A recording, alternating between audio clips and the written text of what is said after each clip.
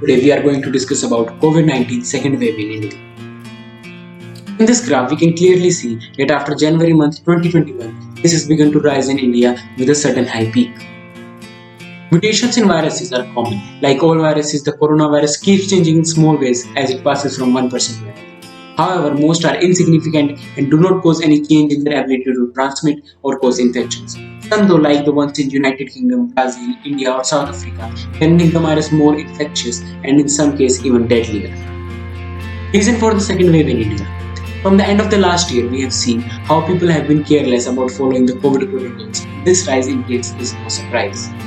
Cases started declining. People just broke out of the shackles. Gathering began becoming largely particularly January onwards.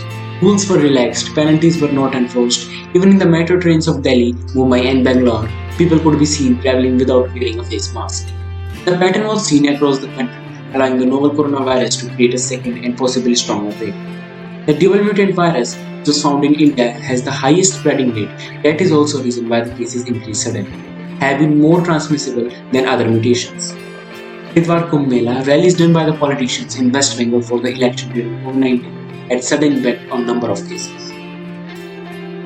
Now let's discuss about the virus in second wave. The virus which was most common in second wave was double mutant virus B1617.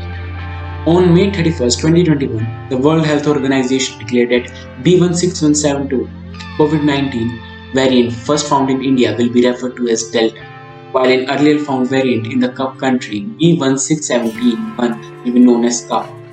By late April, India passed 2.5 million active cases and was reporting an average of 3 lakh new cases and 2,000 deaths per day. According to Dr. Rakesh Mishra, the Director Center for Cellular and Microbiology in Hyderabad, where the double mutant variant was first sequenced. Now let's discuss about the impact of the COVID-19 second wave. Oxygen shortage was seen in India on a large scale, as more than 90% oxygen is used in industrial purpose. India's economy has the worst effect. India's GDP contracted with 7.3%.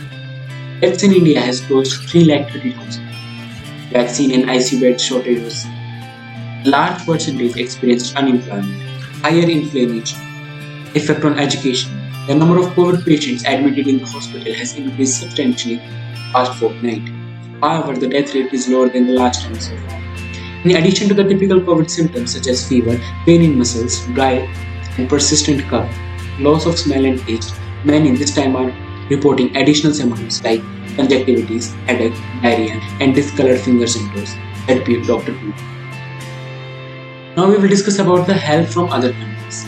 A number of countries announced that they would provide emergency aid to India. European Union member states announced that they would send oxygen supplies, medicines, and ventilators through European Union Civilization Protection Mechanism. The United Kingdom planned to send oxygen concentrators and additional ventilators.